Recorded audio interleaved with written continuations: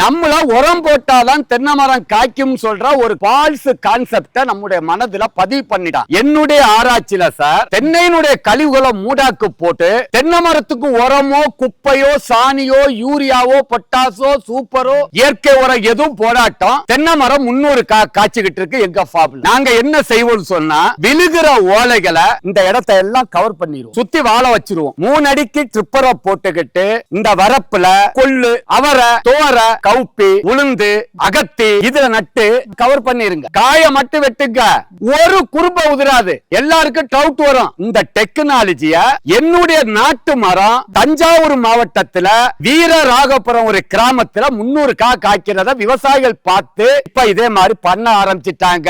இதுக்கு பேரு தான் மூடா. இதெல்லாம் நம்முடைய சுபாஷ் பாலேக்கரா இருக்கட்டும், நம்மாழ்வார் ஐயாவா இருக்கட்டும், ஜப்பான் விஞ்ஞானி புக்காக்காவா இருக்கட்டும், எல்லாரும் இந்த டெக்னாலஜியை தான் ஃபாலோ பண்ணுவாங்க.